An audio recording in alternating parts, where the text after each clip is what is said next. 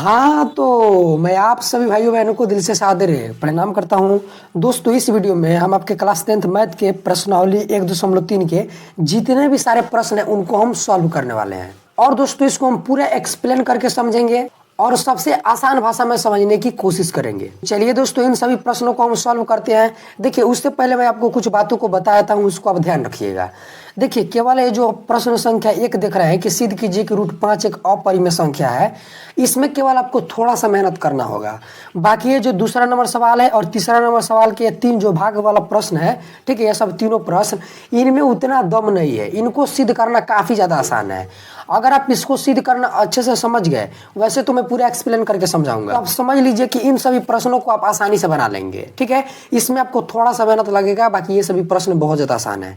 तो चलिए दोस्तों, इन सभी प्रश्नों को हम कॉपी पे लिख के और इसको सॉल्व करते हैं कि सिद्ध कीजिए कि √5 एक अपरिमेय संख्या है। देखिए दोस्तों, यह बात आप अच्छी तरीके से जानते हैं कि √5 एक अपरिमेय संख्या है।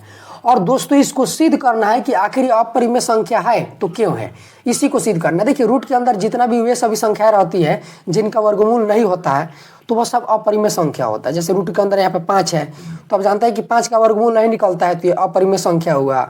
तो दोस्तों, चलिए इसको सॉल्व करते हैं। तो देखिए, मैथ के आप किसी भी प्रश्न को बनाइए, यहाँ पे आपको हल लिखकर शुरुआत करना होता है। ठीक है, और देखिए, कोई भी अपरिमेय संख्या सिद्ध करने के लिए बोला हो, सबसे पहले आपको एक काम करना रहता है कि उसको परिमेय संख्या मानना होता है।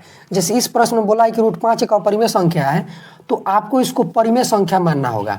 तो सबसे पहले आपको यहाँ पे लिखना होगा कि माना √5 एक परिमेय संख्या है। और देखिए दोस्तों, आप अच्छी तरीके से जानते हैं कि जितना भी परिमेय संख्या होती है वह बट्टे के रूप में होती है। बट्टे के रूप के कहने का माने क्या हुआ कि वो p/q के रूप में रहती है। अब p/q को आप a/b भी कह सकते हैं। ठीक है, यह बात आप लोग अच्छी तरीके से ध्यान रखिएगा। ठीक है, तो देखिए, यहाँ पे √5 है, तो आपको यहाँ पे √5 लिखना होगा और उसके बाद यहाँ पे आपको बराबर देना होगा। और आप अच्छी तरीके से जानते हैं कि बट्टे के रूप में रहती है परिमेय संख्या, चूंकि आप यहाँ पे परिमेय संख्या ना मान लिए हैं। देखिए, एक बात ध्यान रखिएगा, जब आप इसको परिमेय संख्या मान लिए हैं तो आप पूरा कोशिश कीजिएगा कि हम इसको परिमेय संख्या साबित कर दें। ठीक है, अपनी तरफ से पूरा दम लगा दीजिएगा, लेकिन लास्ट में आपको देखिएगा पता चल जाएगा कि यह एक अपरिमेय संख्या है। तो अब यहाँ पे आपको लिखना होगा a/b। ठीक है, आप a/b की जगह p/q भी लिख सकते हैं। ठीक है, अब इसमें भी आपको एक काम करना रहता है, यहाँ पे आपको लिखना होता है कि जहाँ a और b दोनों सअभाज्य संख्या है, और यहाँ पे आप लोग लिखिएगा तथा b 0 के बराबर नहीं है। देखिए, इसका मैं अर्थ समझाया था। देखिए, इसको लिखना जरूरी है, इसको आप छोड़िएगा नहीं तो नंबर कटेगा। देखिए, यह जो परिमेय संख्या होता है बट्टे के रूप में रहता है, और एक बट्टे के ऊपर एक का मतलब है कि बट्टे के ऊपर कोई, मान लीजिए कि यहाँ पे 2 रहे और यहाँ पे बट्टा के नीचे b है, तो मान लीजिए कि यहाँ पे 3 रहे, तो यह दोनों संख्या यह सअभाज्य संख्या होना चाहिए और बट्टे के नीचे कभी भी 0 नहीं होना चाहिए। देखिए, इसका मैं अर्थ समझाता हूँ, यही पे बहुत बच्चों को नहीं समझ में आता है। जैसे मान लीजिए कि दोस्तों यहाँ पे 2 यहाँ पे 3 लिखा है, तो देखिए इसमें जो है इसको a बोला गया है, इसको b बोला गया है। और आप अच्छी तरीके से जानते हैं कि 2/3 क्या है, परिमेय संख्या है। ठीक है, और इसको आप चाहें तो इसको p भी मान सकते हैं, इसको q भी मान सकते हैं। और परिमेय संख्या होने के लिए एक और शर्त रहता है कि बट्टे के ऊपर वाला संख्या यानी कि a और बट्टे के नीचे वाला संख्या यानी कि b, ठीक है, यह दोनों सअभाज्य संख्या होना चाहिए। और सअभाज्य संख्या क्या होता है कि जो दोनों आपस में नहीं कटे, वो सअभाज्य संख्या होता है। या फिर इसको आप ऐसे भी समझ सकते हैं कि जो अगर आप दोनों संख्याओं का HCF निकालेंगे यानी कि हाईएस्ट कॉमन फैक्टर, तो HCF 1 आएगा। या फिर आप ऐसे समझिए कि दोनों संख्या आपस में नहीं कटना चाहिए। जैसे यहाँ पे 2/3 लिखा है, तो देखिए यह आपस में नहीं कटेगा। कटाने का नियम होता है कि हमको कोई ऐसा संख्या लेना होता है जिसके पहाड़ा में 2 भी आए 3 भी आए, तो कोई ऐसा संख्या नहीं है जिसके पहाड़ा में 2 भी आता है 3 भी आता है, यानी कि यह नहीं कटेगा। यानी कि 2/3 क्या हुआ, इसमें 2 भी सअभाज्य संख्या हुआ और 3 भी सअभाज्य संख्या हुआ। और यहाँ पे b का मान 0 भी नहीं है। देखिए, परिमेय संख्या होने के लिए जो बट्टा के नीचे वाला संख्या कभी भी 0 नहीं होता है। जैसे यहाँ पे रहे 2/0, तो यह दोस्तों परिमेय संख्या नहीं होता है। और हम परिमेय संख्या मानेंगे तो पूरा कोशिश करेंगे कि हम परिमेय संख्या साबित कर ले। तो वही तो यहाँ पे लिखा है कि जहाँ a और b दोनों सअभाज्य संख्या है, तथा जो बी है यानी कि बटा के नीचे वाला नॉट इक्वल टू जीरो। देखिए बराबर लिख के बीच में से काट दीजिएगा तो इसका मतलब है कि बी जीरो के बराबर नहीं है, बराबर लिख दीजिएगा और बीच में से काट दीजिएगा और यहाँ पे जीरो लिख लीजिएगा। इसका अर्थ हुआ कि बी कभी भी जीरो नहीं होना चाहिए। तो दोस्तों यह परिमेय संख्या होने के लिए शर्त है, ठीक है। उम्मीद है कि आप लोग समझ गए होंगे। अब दोस्तों यहाँ पे आप लोग ध्यान से देखिए, यहाँ पे √5 लिखा है, तो मैंने आपको अभी बताया कि √5 एक अपरिमेय संख्या है और हम माने हैं परिमेय संख्या। तो सबसे पहले आपको क्या करना होगा कि इस रूट को हटाना होगा, ठीक है, तभी तो यह परिमेय संख्या होगा। तो सबसे पहले आप इस रूट को गायब कीजिए। तो रूट को गायब करने के लिए आपको एक काम करना होगा कि इसका दोनों तरफ वर्ग करना होगा। वर्ग मतलब कि स्क्वायर करना होगा, वर्ग को अंग्रेजी में स्क्वायर बोलते हैं। तो आपको इस दोनों तरफ वर्ग कर लीजिए, यानी कि इस तरफ भी वर्ग कीजिए, इस तरफ भी वर्ग कीजिए। तो आपको यहाँ पे लिखना होगा, कुछ भी करिएगा तो लिख दीजिएगा तो ज़्यादा बेहतर होगा। तो यहाँ पे आप लोग लिखिए कि दोनों तरफ वर्ग करने पर, अब दोस्तों दोनों तरफ वर्ग कर लीजिए। देखिए यहाँ पे √5 है तो आपको दोस्तों यहाँ पे √5 लिख देना होगा। वर्ग मतलब कि स्क्वायर, ऐसे आपको करना होता है। और यहाँ पे बराबर है तो बराबर, और a बटा b है तो a बटा b लिख दीजिए, ठीक है। देखिए यहाँ पे बहुत ज़्यादा पी क्यू माना जाता है, तो अगर आप दोस्तों इसको p बटा q मानते हैं तो आपको यहाँ पे लिखना होगा कि जहाँ p और q दोनों सौभाज्य संख्या है और q not equal to zero. चूँकि यहाँ पे q रहेगा और बाटा के नीचे वाला जीरो नहीं होता है, तो इसीलिए यहाँ पे लिखिएगा q not equal to zero. यहाँ पे b था तो हम लिखे थे तो b not equal to zero, ठीक है। इसको b not equal to zero बोला जाता है। अब देखिए इसका भी आपको क्या करना होगा, स्क्वायर करना होगा, यानी कि वर्ग करना होगा। देखिए आप ये अच्छी तरीके से जानते होंगे कि स्क्वायर से रूट कट जाता है, यानी कि इस 2 से यह जो रूट है ख़त्म हो जाएगा। और देखिए हम इसका प्रयोग, कोष्ठक का प्रयोग इसीलिए करे थे, इसका स्क्वायर को निकालने के लिए। और जब स्क्वायर ही हट गया तो क्या होगा, कोष्ठक ऑटोमेटिक हट जाएगा, यानी कि यहाँ पे सिंपल सा बच गया 5, चूँकि रूट भी खत्म हो गया है और यहाँ पे बराबर है तो बराबर। अब देखिए इसका स्क्वायर, तो इसका अर्थ क्या हुआ कि a का भी आपको स्क्वायर करना होगा, यानी कि a का भी वर्ग करना होगा, b का भी वर्ग करना होगा। तो जब a का वर्ग कीजिएगा तो यह आ जाएगा a² बटा, दे दीजिए बटा है तो b का वर्ग कीजिएगा तो क्या हो जाएगा, b² हो जाएगा। और दोस्तों यहाँ पे आप लोग ध्यान से देखिए, यह बट्टे के रूप में है और 5 बट्टे के रूप में नहीं है। तो दोस्तों आपको इसको भी क्या करना होगा, बट्टे के रूप में कर लेना होगा। देखिए कोई भी संख्या अगर उसको बट्टे के रूप में करना है तो बाटा करके आप 1 लिख सकते हैं। मान लीजिए कि यहाँ पे अगर 2 भी रहता और यहाँ पे बट्टे के नीचे कुछ भी नहीं रहता, अगर यह बट्टे के रूप में है, ठीक है, तो हम इसको 2/1 लिख सकते हैं, ठीक है। तो अभी आसान सा तरीका होता है, आप बाटा करके 1 लिख सकते हैं, इसमें कोई भी दिक्कत नहीं होगा। अब देखिए आपको क्या करना है कि जब यहाँ पे बीच में बराबर लगता है और पहले बाटा वाला संख्या होती है तो हम क्या करते हैं कि क्रॉस में गुना करते हैं, ठीक है। तो देखिए क्रॉस में कहने का मतलब कि बेड़ा बेड़ी तिरछा तिरछा, यानी कि इसका गुना इसमें करेंगे, इसका गुना इसमें करेंगे। आप चाहें तो पहले इसका गुना इसमें कर सकते हैं या फिर पहले इसका गुना इसमें कर सकते हैं। आप दोनों में से पहले किसी का भी गुना कर सकते हैं। तो हम पहले इसका गुना इसमें कर लेते हैं। तो 5 में जब b² से गुना कीजिएगा तो दोस्तों यह आ जाएगा 5b², और यहाँ पे बराबर है तो बराबर। और देखिए दोस्तों a² में 1 से गुना कीजिएगा तो यह हो जाएगा a² का a² ही रह जाएगा, ठीक है। अब देखिए आपको क्या करना है, इस 5 को आपको a² के पास भेजना है। और देखिए बराबर के पहले कोई संख्या बट गुना में रहती है तो बराबर के दूसरे साइड जाती है तो बट्टे में चली जाती है, यानी कि भाग में चली जाती है। भाग कहने का मतलब कि बट्टा ही होता है। और देखिए यहाँ पे बराबर के पहले 5 जो है यह गुना में है, चूँकि यहाँ पे लिखा है 5b², तो इसका मतलब है कि यहाँ पे लिखा है 5 गुना b²।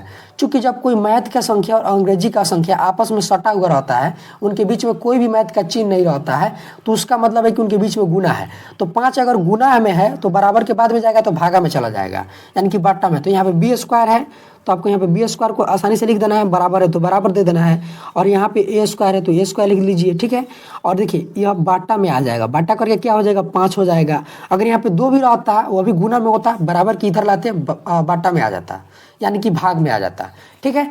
अब देखिए दोस्तों आपको क्या करना है कि इसको समीकरण 1 मान लेना। देखिए बिल्कुल भी आसान है। आप लोग अगर आपको एक बार में समझ में नहीं आता है तो मैं आपसे निवेदन करूंगा कि इसको आप 2 बार देखिएगा, क्योंकि ऐसे प्रश्न आपके एग्जाम में बहुत ज़्यादा पूछे जाते हैं और ये बहुत ज़्यादा सिंपल है। पहले में सब उतना समझ में नहीं आता है। इसको आप समीकरण 1 मान लीजिएगा। समीकरण 1 मानने के लिए हम क्या करते हैं, ऐसे कर देते हैं, खींच दीजिएगा और ऐसे आप 1 लिख दीजिएगा, समीकरण 1 हो जाएगा। और इस समीकरण में दोस्तों आप ध्यान से देखिए कि a² को 5 विभाजित कर रही है। अब देखिए विभाजित का अर्थ भी बहुत सारे विद्यार्थी, प्रिय विद्यार्थी नहीं समझते हैं, तो चलिए दोस्तों हम इसका अर्थ समझाते हैं। जैसे यहाँ पे मान लीजिए कि इसके जगह पर रहता, जैसे मान लीजिए कि मैं यहाँ पे समझिए, यहाँ पे 10 रहता और बटा 5 रहता, तो यहाँ पे बटा लग गया है, तो इसका मतलब विभाजित ना होता है, बाटा विभाजित और काटना एक ही होता है, तो इसका मतलब ये विभाजित होगा, चूंकि बीच में बाटा लग गया है। ठीक है, तो देखिए यहाँ पर भी आप देख रहे हैं कि ऊपर ए स्क्वायर है, बाटा करके यहाँ पे 5 है, तो यानी कि विभाजित कर रहा है। और देखिए जब 5 ए स्क्वायर को विभाजित कर रहा है तो ये को भी विभाजित करेगा।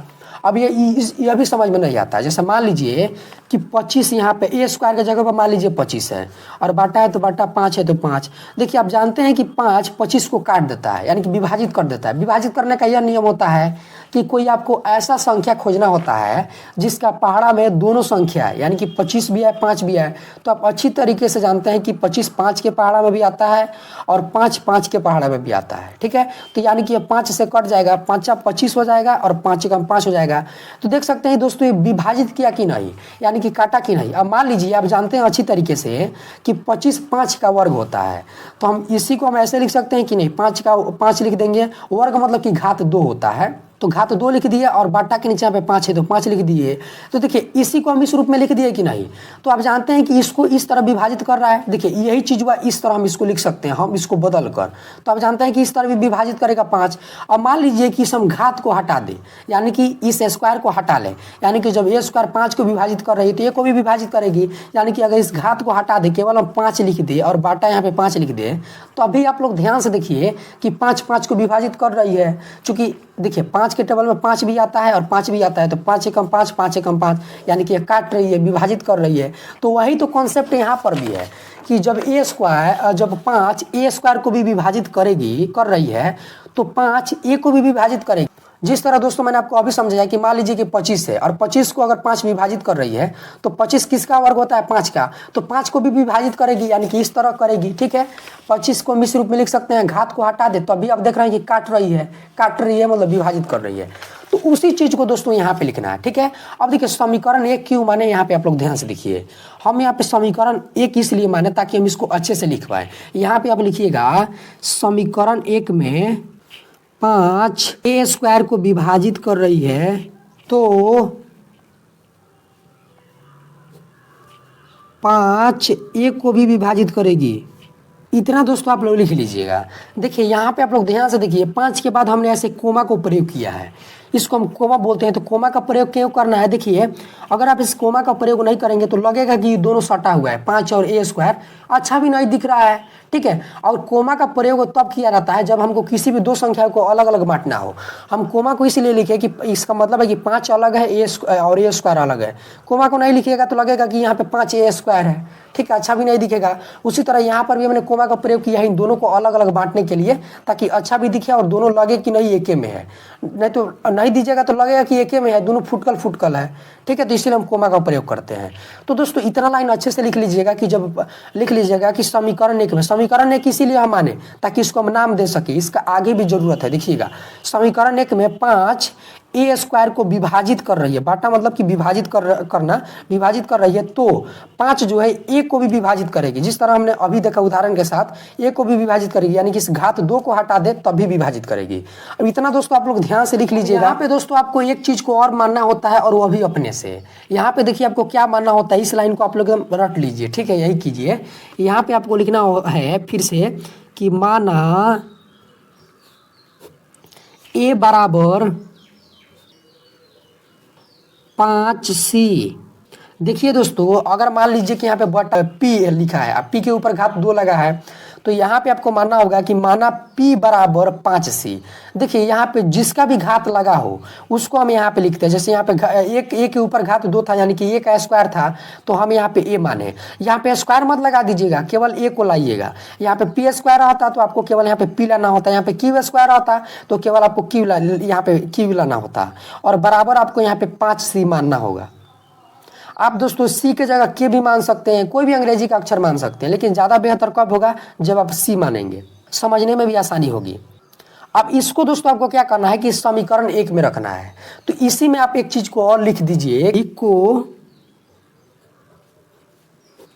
समीकरण 1 में रखने पर इतना दोस्तों तो आप लोग अच्छे से लिख लीजिएगा, ठीक है। देखिए इसको हम इसीलिए माने चूंकि हमको इसको क्या करना है, समीकरण 1 में रखना है, यानी कि इसमें रखना है। देखिए यहाँ पे सबसे बड़ी गलती क्या होती है, विद्यार्थी क्या करते हैं कि इसको ऐसे घेरा लगा देते हैं। घेरा कभी भी नहीं लगाइएगा, गलत हो जाता है। देखिए ठीक है, घेरा इसको नहीं लगाइएगा।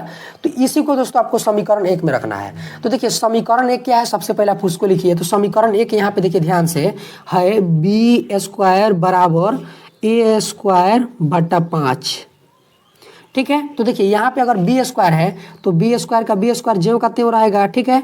अब देखिए ए स्क्वायर यहाँ पे है और हम यहाँ पे माने हैं ए बराबर 5c। तो अभी आपको दोस्तों इस 2 को घात 2 को मारना है गोली और केवल ए से काम चलाना है। अब यहाँ पे एक जगह पर 5c माने हैं, तो यानी कि एक जगह पे आपको 5c लिखना होगा।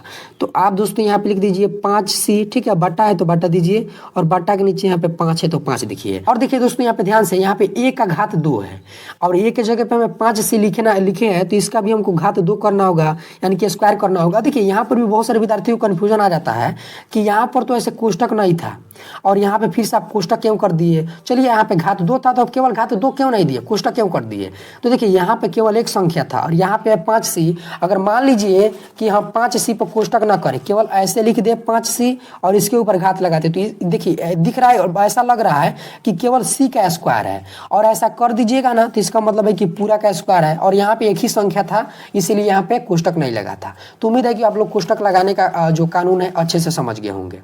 अब दोस्तों यहाँ पे स्क्वायर लगा है तो यानी आपको वर्ग करना होगा। देखिए यहाँ पे बी स्क्वायर है तो आपको दोस्तों यहाँ पे बी स्क्वायर लिख देना होगा बराबर तो बराबर 5c का जब वर्ग कीजिएगा, वर्ग मतलब कि ऐसे देखिए ध्यान से, यहाँ पे घात 2 है तो इसका अर्थ है कि 5c गुना 5c। तो देखिए इसमें गुना करेंगे तो 25 हो जाएगा और c में c से गुना करेंगे तो c स्क्वायर हो जाएगा, यानी कि 25c स्क्वायर हो जाएगा। तो दोस्तों इसको आपको यहाँ पे लिखना होगा। देखिए यह सब जब काम रफ में कीजिएगा तो 5c के जगह आपको क्या लिखना होगा, 25 लिख दीजिएगा और c स्क्वायर लिख दीजिएगा। अब देखिए दोस्तों यहाँ पे जितना भी आप झंझट देख रहे थे, कोष्टक तोष्टक सब हट गया है, ठीक है। और चूंकि इसका हम शॉर्ट रूप निकाल लिए और यहाँ पे बाटा है तो बाटा देखिए दे दीजिए और बाटा के नीचे यहाँ पे 5 है तो 5 को दे दीजिए। अब देखिए अब यहाँ पे आपको कट रहा है, ध्यान से देखिए 25 और 5 आपस में कट जाएगा। कटने का नियम क्या कहता है कि हमको कोई ऐसा संख्या खोजना होता है जिसका पहाड़ा में दोनों संख्या है, यानी कि 25 भी है 5 भी है।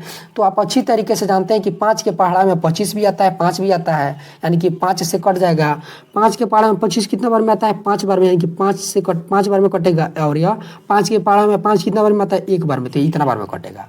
अब दोस्तों यहाँ पे आप लोग ध्यान से देखिए, इसको आपको यहाँ पे लिखना है, यहाँ पे बी स्क्वायर है तो आपको यहाँ पे बी स्क्वायर लिखना है, ठीक है। देखिए इसमें तो अभी चेंजिंग नहीं करना रहता है।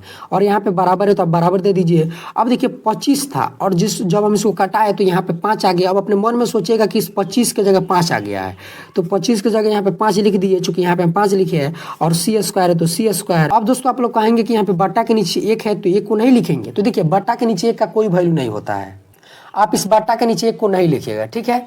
समझ गए इतना बात। अब देखिए आपको क्या करना है, यह जो आप 5 देख रहे हैं यह गुना में है। तो जब कोई भी संख्या एक साइड गुना में रहती है तो दूसरे साइड जाने के बाद क्या हो जाती है, भाग में चली जाती है। तो यानी कि दोस्तों यहाँ पे 5 सी स्क्वायर लिखा है, यानी कि 5 गुना सी स्क्वायर है। तो इस साइड भी अगर लाएंगे इसको, इस साइड भी बी स्क्वायर के साइड भी, तो यह भाग में चली जाएगी। भाग में कहने का मतलब कि बाटा में।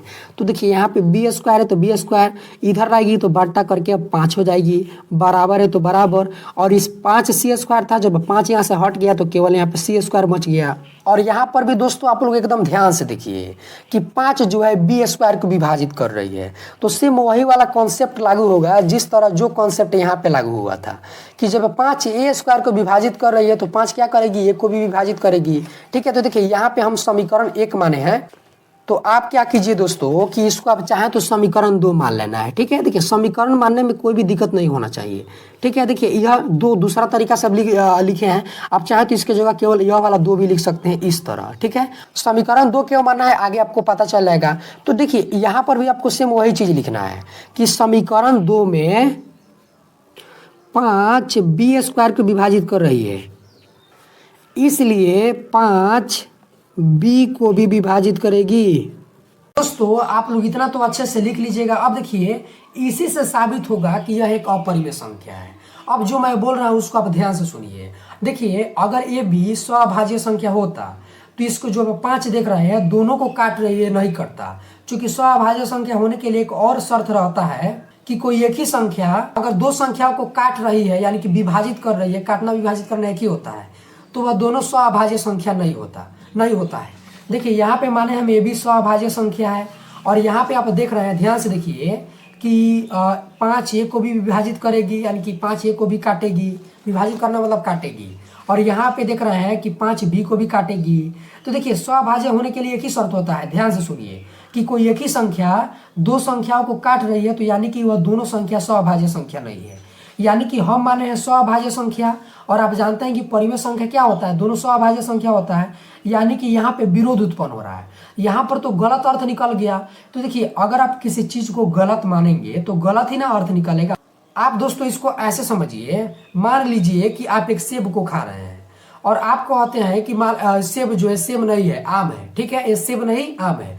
तो जब आप सेब को खाएंगे तो अब सेब को खाने के बाद उसको गुठलियां खोजेंगे, चूंकि आम में क्या होता है, गुठलिया होता है, गुठलिया मतलब कि बिया इतना बड़ा रहता है ना, वो खोजेंगे।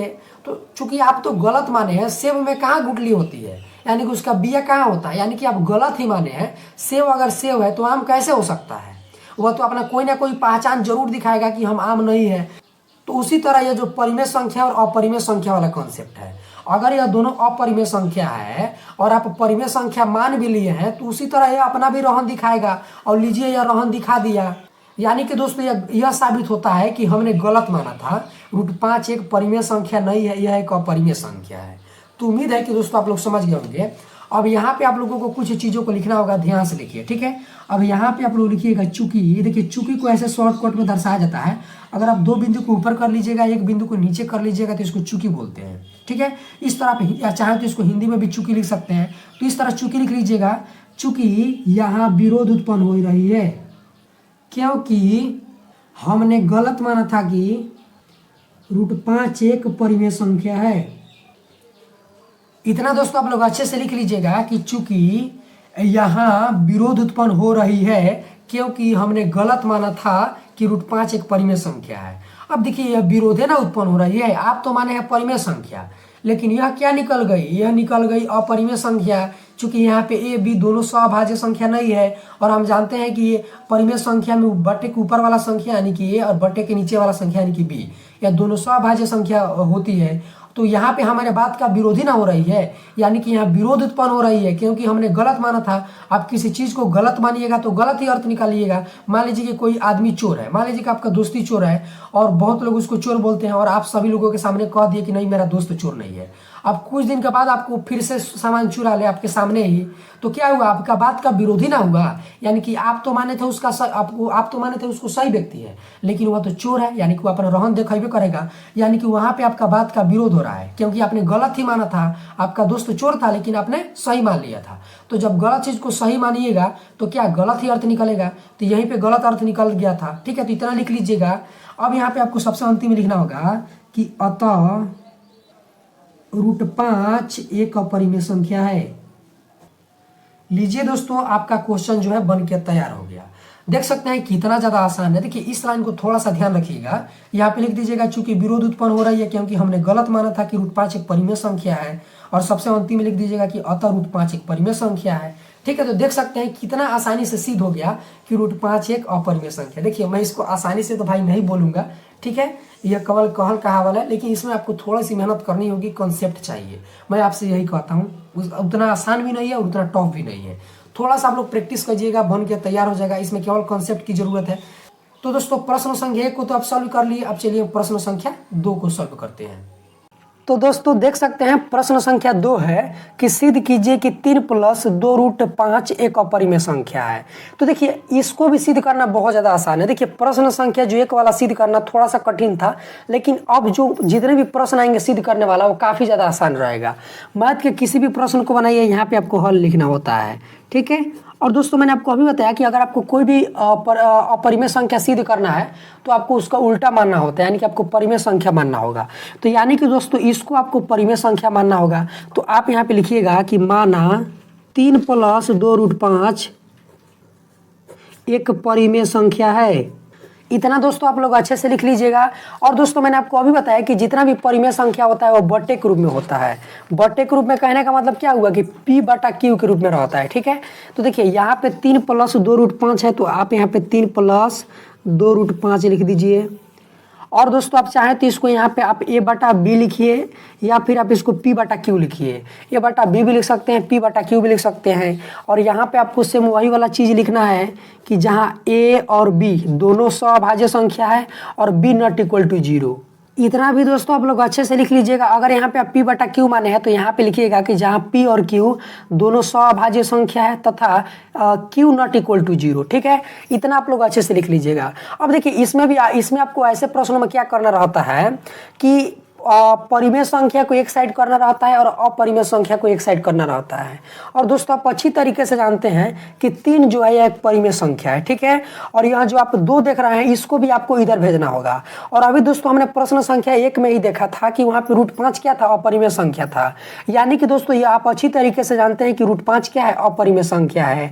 तो आपको दोस्तों केवल √5 को ही इधर रखना है, बाकी इन सभी को आपको इधर भेजना है। कैसे भेजना है ध्यान से देखिए। प्रश्न संख्या 1 में हमने दोनों तरफ वर्ग किया था, लेकिन हर एक प्रश्न को बनाने का तरीका अलग अलग होता है। इसमें आपको वर्ग नहीं करना है, इसको बनाना काफी सिंपल है। देखिए इस 3 को हम पहले इधर भेजेंगे, तो सबसे पहले हम इसको भेजेंगे तो इसको में ज्यों का त्यों लिखेंगे। 2√5 है तो 2√5। ठीक है, और यहाँ पे बराबर है तो बराबर। देखिए इस प्लस को छुपा दीजिए, चूंकि प्लस किसी भी संख्या का पहले छुपा हुआ रहता है। 2√5 का चिन्ह क्या है, प्लस है, चूंकि कोई भी संख्या है उसका चिन्ह उसका पहले लगा हुआ रहता है। जैसे 2√5 है तो 2√5 का चिन्ह क्या है, प्लस है। 3 है तो 3 का चिन्ह क्या है, तो अगर कोई भी संख्या का पहले कोई भी चिन्ह नहीं लगा हो, यानी कि माइनस प्लस, चिन्ह मतलब माइनस प्लस, तो समझ लीजिएगा कि उसके पहले यहाँ पे प्लस लगा हुआ है, तो इसका भी चिन्ह प्लस है और इसका भी चिन्ह प्लस है। तो अगर यहाँ पे आप 2√5 लिखिएगा तो यहाँ पे आप प्लस लिख भी सकते हैं, नहीं भी लिखिएगा, चूंकि किसी भी संख्या का पहले प्लस छुपा हुआ रहता है। ठीक है, अब देखिए बराबर के पहले प्लस में था 3, तो बराबर के दूसरे बगल जाएगा तो माइनस में हो जाएगा। चूंकि बराबर के पहले कोई संख्या प्लस में रहती है तो दूसरे बगल जाती है तो माइनस में चली जाती है। माइनस में कहने का मतलब क्या है, ऐसे समझिए, यहाँ पे a/b है तो आपको यहाँ पे a/b लिखना होगा, और यह प्लस में है तो बराबर की इधर लाएंगे तो माइनस में चला आएगा। और दोस्तों इसमें आप लोग ध्यान से देखिए, यह बट्टे के रूप में है और यह बट्टे के रूप में नहीं है, तो आप इसको बट्टा करके 1 लिख सकते हैं। चूंकि कोई भी संख्या और उसको बट्टे के रूप में लिखना हो तो उसको बट्टा करके 1 लिख सकते हैं आसानी से, इसमें कोई भी दिक्कत नहीं होने वाला है। ठीक है, अब देखिए इसको आपको एलसीएम लेना होगा। यहाँ पे दोस्तों 2√5 है तो अभी आपको 2√5 लिखना है, बराबर है तो बराबर। b और 1 का जब आप एलसीएम लीजिएगा तो दोस्तों यह आ जाएगा 5, एलसीएम मतलब कि लघुत्तम। और दोस्तों यह आ जाएगा 1 का 1 ही रह जाएगा, और यहाँ पे माइनस है तो माइनस। ठीक है, और यह दोस्तों हो जाएगा 3b। अब देखिए आपको क्या करना है कि इस 2 को इधर लाना है। तो देखिए रूट के अंदर यहाँ पे 5 है तो 5 लिखिए, बराबर है तो बराबर, और यहाँ पे इसको आप ज्यों कहते हैं उतारिए। b है तो b लिखिए, ऊपर a-3b है तो a-3b लिखिए। ठीक है, अब देखिए बराबर के पहले यह 2 जो है गुना में है, चूंकि 2√5 लिखा है तो इसका मतलब है कि 2 गुना √5 है।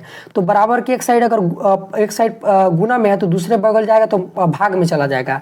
भाग में कहने का मतलब कि बट्टा में, तो 2 इधर लाएंगे, बराबर के इस साइड लाएंगे, चूंकि बराबर क्या इस साइड ना हुआ तो यह भाग में चला आएगा, यानी कि बट्टा का नीचे आ जाएगा, इस तरह हो जाएगा। अब दोस्तों आप लोग यहाँ पे ध्यान से देखिए कि यह वाला जो आप देख रहे हैं यह परिमेय संख्या है, और दोस्तों आप अच्छी तरीके से जानते हैं कि √5 एक अपरिमेय संख्या है। अब आप लोग कहेंगे कि यह परिमेय संख्या क्यों है। ठीक है, तो देखिए मैंने आपको अभी बताया कि परिमेय संख्या क्या होती है, जो बट्टे के रूप में रहती है, जो रूट के अंदर नहीं रहती है। जैसे यहाँ पर देख सकते हैं कि बट्टे के रूप में और कोई भी संख्या रूट के अंदर है नहीं ना है, यानी कि परिमेय संख्या हो जाएगी। यह परिमेय संख्या नहीं है। इसमें दोस्तों आप लोग एक चीज को ध्यान से देखिए गौर से, यह हो गया अपरिमेय संख्या और यह हो गया परिमेय संख्या, और इनके बीच में बराबर लगा है, यानी कि इसका अर्थ यह हुआ अपरिमेय संख्या बराबर परिमेय संख्या। और देखिए दोस्तों इसी से साबित होगा कि यह एक अपरिमेय संख्या है। चूंकि दोस्तों मैथ का रूल कहता है कि कभी भी अपरिमेय संख्या परिमेय संख्या की बराबरी नहीं कर सकती है, यानी कि अपरिमेय संख्या परिमेय संख्या का बराबर नहीं होता है। और यानी कि दोस्तों इसका तो अर्थ हम गलत निकला, यानी कि यहाँ पे पूरा कॉन्सेप्ट ही बदल गया। चूंकि देखिए हम यहाँ पे माने हैं परिमेय संख्या, और परिमेय संख्या जब माने और इसको हम सॉल्व किए तो इसको भी परिमेय संख्या होना चाहिए था, चूंकि परिमेय संख्या बराबर परिमेय संख्या होता है, लेकिन यहाँ पर तो अपरिमेय संख्या हुआ है। तो दोस्तों वही वाला कॉन्सेप्ट जो मैंने आपको अभी बताया था कि अगर आप किसी चीज को गलत मानिएगा तो उसका गलत ही अर्थ निकलेगा, यानी कि दोस्तों इससे साफ हो गया कि यह परिमेय संख्या नहीं है। अगर यह परिमेय संख्या होती तो यह भी परिमेय संख्या होती, यानी कि हम गलत माने हैं। तो यहाँ पे दोस्तों आपको कुछ चीजों को लिखना होगा, ध्यान से देखिए। यह अपरिमेय संख्या है तो आपको यहाँ पे लिखना होगा अपरिमेय संख्या, और दोस्तों यहाँ पे बराबर है तो बराबर दीजिए। और दोस्तों आप अच्छी तरीके से जानते हैं कि यह परिमेय संख्या है तो आपको यहाँ पे लिखना होगा परिमेय संख्या। और दोस्तों मैंने आपको अभी एक बात बताया कि कभी भी अपरिमेय संख्या परिमेय संख्या की बराबर नहीं होती है। बराबर नहीं होने का मतलब आप इसको कैसे दर्शाइएगा, बराबर यहाँ पे रहेगा, इसके बीच में से कट्टी से लगा दीजिएगा। इसका मतलब है कि अपरिमेय संख्या नॉट इक्वल परिमेय संख्या। इसका अर्थ होता है कि ये कभी भी बराबर नहीं होती है। ठीक है, अब देखिए दोस्तों यहाँ से आपको एक चीज को लिखना होगा। अब यहाँ पे आप लोग लिखिएगा चूंकि, चूंकि इसको चूंकि बोलते हैं, आप चाहे तो इसको हिंदी में भी चूंकि लिख सकते हैं। चूंकि यहाँ विरोध उत्पन्न हो रही है क्योंकि हमने गलत माना था कि 3+2√5 एक परिमेय संख्या है। इतना दोस्तों आप लोग अच्छे से लिख लीजिएगा। अब दोस्तों आप लोग क्या कीजिएगा कि सबसे अंतिम में लिख दीजिएगा कि अतः 3+2√5 एक अपरिमेय संख्या है। देखिए यह प्रश्न काफी ज्यादा आसान था, फिर से आप लोग समझ लीजिए। सबसे पहले आपको क्या करना है कि इसको परिमेय संख्या मान लेना है, तो हमने मान लिया। और आप जानते हैं कि जब परिमेय संख्या है तो इसको बट्टे के रूप में लिख सकते हैं। और दोस्तों इतना तो आप लोग लिखना ही रहता है। अब देखिए इसमें आपको क्या करना होता है कि यह जो आप जितना परिमेय संख्या देख रहे हैं इस बगल वाले को, उसको आपको इस परिमेय संख्या, चूंकि यह बट्टा के रूप में है तो आपको इसको परिमेय संख्या के रूप भेजना होता है। तो यह परिमेय संख्या था, तो इसीलिए इन सभी को हम इधर भेज रहे थे। तो इन सभी को हम इधर भेज दिए और यहाँ पे सबसे अंतिम हम √5 को बचा लिए। और देखिए √5 ये क्या है, अपरिमेय संख्या है और यह परिमेय संख्या है। और दोस्तों हम जानते हैं कि अपरिमेय संख्या परिमेय संख्या की बराबर नहीं होती है, इसीलिए हम इसको काट देंगे। तो यहाँ पे क्या हुआ, विरोध उत्पन्न हुआ। चूंकि अगर यह परिमेय संख्या होता, अगर हम माने हैं परिमेय संख्या, तो यह भी परिमेय संख्या होती, लेकिन यहाँ पे ऐसा नहीं हुआ, यानी कि यहाँ विरोध उत्पन्न हुआ। तो यहाँ पे लिखेंगे चूंकि यहाँ विरोध उत्पन्न हो रही है क्योंकि हमने गलत माना था कि 3+2√5 एक परिमेय संख्या है। जब आप गलत मानिएगा तो विरोध तो उत्पन्न होगा ही। और सबसे अंतिम में लिखिएगा अतः इतना जो है एक अपरिमेय संख्या है। तो दोस्तों उम्मीद है कि दोस्तों इस प्रश्न को भी आप लोग अच्छे से बना लीजिएगा। अब दोस्तों हम चलिए बनाते हैं प्रश्न संख्या 3 को। तो दोस्तों सबसे पहले हम प्रश्न संख्या 1 को सॉल्व करेंगे। तो पहला प्रश्न है 1/√2। ठीक है, तो हमको इसको सिद्ध करना है अपरिमेय संख्या। दोस्तों हमने कलम को बदल दिया चूंकि वह कलम अच्छे से नहीं चल रहा था। ठीक है, तो देखिए आप कोई भी संख्या को अगर अपरिमेय संख्या सिद्ध करना है, ठीक है, तो उसको उल्टा मानना होता है, यानी कि आपको मानना होता है परिमेय संख्या। तो देखिए मैथ के किसी भी सवाल को बनाइए, आपको यहाँ पे हल लिखना होता है। तो सबसे पहले आपको क्या काम करना होगा कि 1/√2 जो देख रहे हैं इसको परिमेय संख्या मानना होगा। तो आपको यहाँ पे लिखना होगा कि माना 1/√2 एक परिमेय संख्या है। दोस्तों आपको सबसे पहले यही मानना होता है। ठीक है, इसको आप लोग दिमाग में कन्फर्म कर लीजिए। ठीक है, और देखिए आप लोग अच्छी तरीके से जानते हैं कि जितना भी परिमेय संख्या होता है वो बट्टे के रूप में होता है। बट्टे के रूप का कहने का मतलब क्या है, यानी कि वो P/Q के रूप में रहता है। P/Q को आप चाहें तो A/B भी बोल सकते हैं। ठीक है, तो देखिए आपको यहाँ पे लिखना होगा कि यहाँ पे 1/√2 बोला है तो आपको 1/√2 लिखना होगा। ठीक है, रूट के अंदर यानी कि 2 यहाँ पे देना होगा बराबर। और आप जानते हैं कि परिमेय संख्या बट्टे के रूप में रहती है, यानी कि A/B के रूप में रहती है। बहुत जगह आप देखिएगा तो A/B की जगह PQ भी देखने को मिल सकता है। तो आप लोग कंफ्यूज नहीं होइएगा, सबका अर्थ एक ही है। ठीक है, A/B P/Q दोनों एक ही है।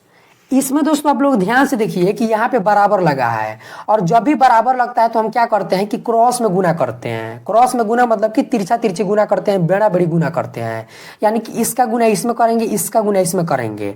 आप चाहें तो पहले इसका गुना इसमें कर लीजिए या फिर इसका गुना इसमें कर लीजिए। तो आप सबसे पहले हम इसका गुना इसमें कर लेते हैं।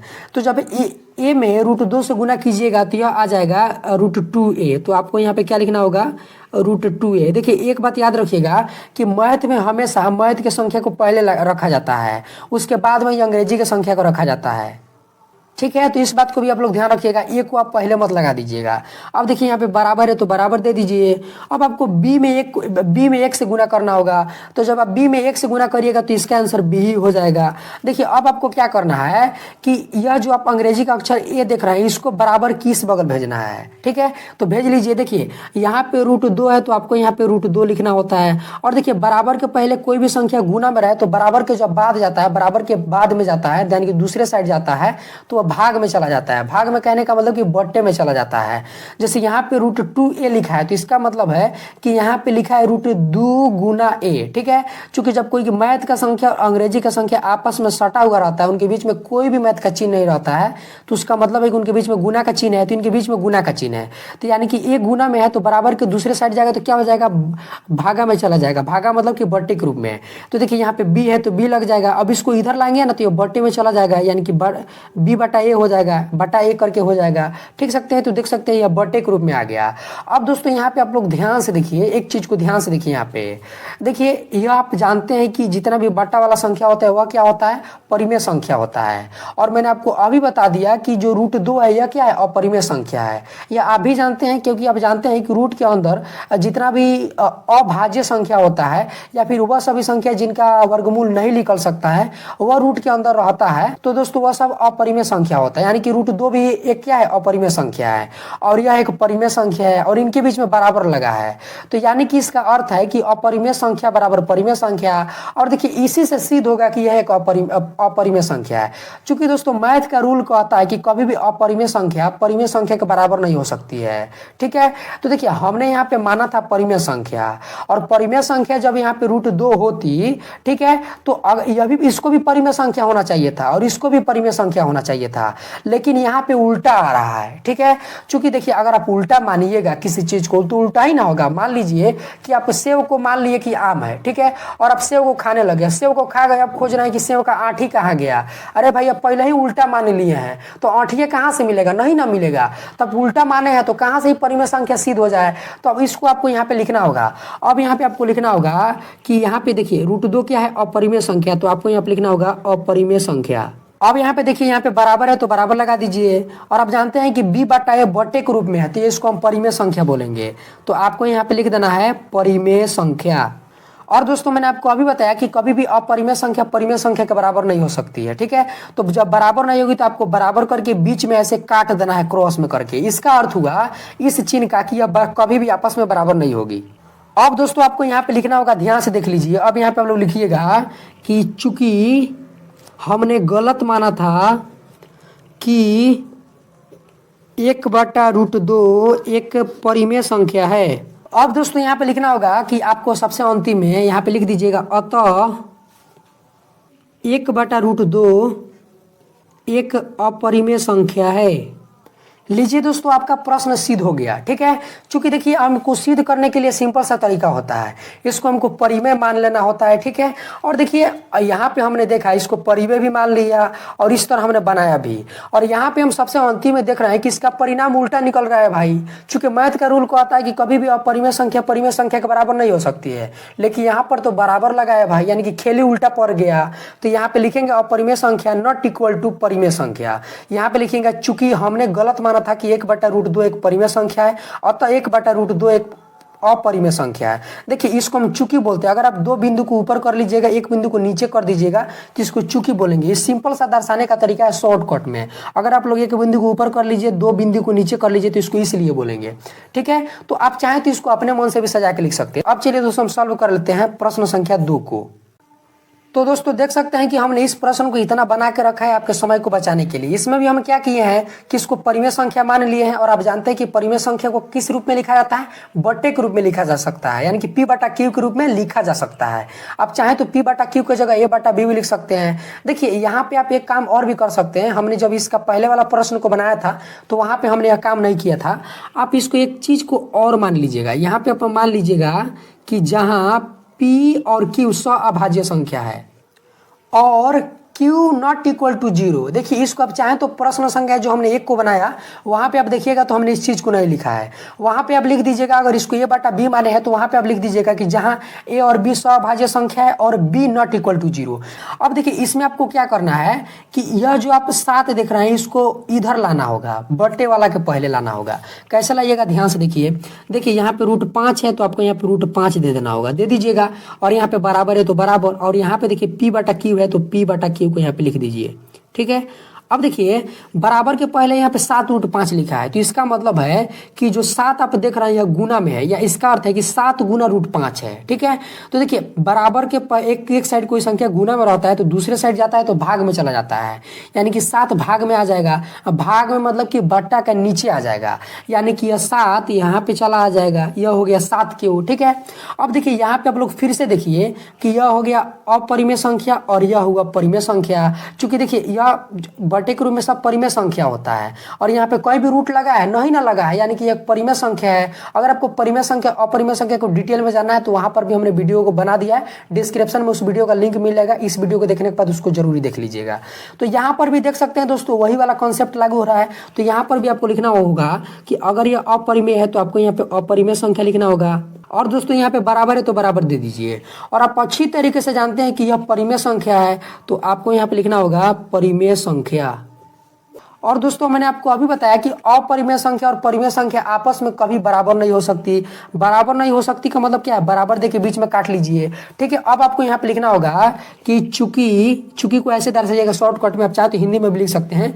चूंकि हमारा मानना गलत था कि 7√5 एक परिमेय संख्या है, करके यहाँ पे ऐसे कर दीजिएगा। अब आपको सबसे अंतिम में लिखना होगा कि अतः 7√5 एक अपरिमेय संख्या है। दोस्तों आप लोग इतना लिख लीजिएगा, प्रश्न अच्छे से बन के तैयार हो जाएगा। देखिए बहुत ज्यादा यह प्रश्न आसान है। आपको क्या करना है कि अपरिमेय संख्या के एक ओर छांट लेना है, परिमेय संख्या के एक ओर भेज लेना है। और यहाँ पे आपको क्या करना है कि ऐसे को दर्शा देना है। यह अपरिमेय संख्या हो तो अपरिमेय संख्या लिख दीजिएगा, और आप जानते हैं परिमेय संख्या और दोनों बराबर नहीं होता है तो बीच में काट दीजिएगा। अब यहाँ पे आपको लिखना होगा चूंकि हमारा मानना गलत था कि 7√5 एक परिमेय संख्या है। चूंकि यहाँ पे हम माने हैं परिमेय संख्या 7√5 को, तो यहाँ पे चूंकि गलत ना अर्थ निकल गया। अगर 7√5 एक परिमेय संख्या होता तो यहाँ पे सही अर्थ निकलता, और यहाँ पर तो गलत अर्थ निकल गया, यानी कि हम गलत माने थे। और सबसे अंतिम में लिख देना आपको अतः 7√5 एक अपरिमेय संख्या है। तो इजीली दोस्तों जो दूसरा नंबर प्रश्न है यह भी आप लोग अच्छे से बना लीजिएगा। अब चलिए दोस्तों हम तीसरे नंबर प्रश्न को बनाते हैं। तो दोस्तों प्रश्न संख्या 3 में देख सकते हैं कि हमने इतना लिख कर रखा है। ठीक है, यहाँ पे आपको क्या करना रहता है, सबसे पहले मान लीजिएगा कि माना इतना एक परिमेय संख्या है, और परिमेय संख्या है तो बटे के रूप में होगा। आप चाहे तो इसको p/q भी लिख सकते हैं या फिर a/b भी लिख सकते हैं। और वहाँ पे यहाँ पे आप लोग लिख दीजिएगा अपने से, ठीक है, कि जहाँ p और q सभाज्य संख्या है और q नॉट इक्वल टू 0 है। दोस्तों आप लोग इतना तो अच्छे से लिख लीजिएगा कि जहाँ p और q सभाज्य संख्या है और q नॉट इक्वल टू 0, इसको लिखना आप जरूरी है। ठीक है, इसको आप लोग जरूरी लिख लीजिएगा। अगर आप यहाँ पे a b माने हैं a/b तो आपको यहाँ पे लिखना होगा कि जहाँ a और b सभाज्य संख्या है और b नॉट इक्वल टू 0। यहाँ पे बटा के नीचे जो भी संख्या रहता है ना 0 नहीं होता है, तो इसको हम इस रूप में दिखाते हैं। ठीक है, अब देखिए इसमें भी आपको क्या करना है कि अपरिमेय संख्या को एक बगल छाटना है, परिमेय संख्या को एक बगल कर देना है। तो आप जानते हैं कि जो सिंपल सा 6 है एक परिमेय संख्या है। ठीक है, जब आप वाला वीडियो देख लीजिएगा जिसका लिंक मैंने डिस्क्रिप्शन में दिया है, तो आपका सभी डाउट क्लियर हो जाएगा। ठीक है, तो इसको हम 6 परिमेय संख्या है तो इसको हम क्या करेंगे कि परिमेय संख्या और भेजेंगे, यानी कि इस ओर भेजेंगे। तो हम इसको क्या लिखेंगे, तो देखिए √2 है तो यहाँ पे हम √2 लिख देंगे। और यहाँ पे दोस्तों बराबर है तो बराबर, और यहाँ पे p/q है तो p/q लिख दीजिए। और दोस्तों देखिए यह 6 जो है बराबर के एक साइड जो है प्लस में है, क्योंकि किसी भी संख्या का चिन्ह उसके पहले लगता है। जैसे √2 का चिन्ह क्या है, चिन्ह मतलब कि माइनस प्लस, तो प्लस है। और 6 है तो 6 का चिन्ह कुछ भी नहीं है। तो देखिए जब किसी भी संख्या का पहले कोई भी चिन्ह ना लगाओ तो उसका मतलब है कि वहाँ पे प्लस है और प्लस छुपा हुआ रहता है। तो देख रहे हैं कि बराबर के पहले 6 प्लस में है तो दूसरे बगल जाएगा तो क्या हो जाएगा, माइनस में हो जाएगा, यानी कि इस रूप में। और आप अच्छी तरीके से जानते हैं कि यहाँ पे बटा वाला संख्या भी परिमेय संख्या होता है और 6 भी एक परिमेय संख्या होता है। ठीक है, लेकिन √2 जो है यह एक अपरिमेय संख्या होता है। तो आपको फिर से वही वाला यहाँ पे लिखना होगा, या यह अपरिमेय संख्या है तो आपको यहाँ पे लिखना होगा अपरिमेय संख्या बराबर परिमेय संख्या। और दोस्तों आप जानते हैं कि यह कभी बराबर नहीं होता है तो इसीलिए बराबर देके काट दीजिएगा।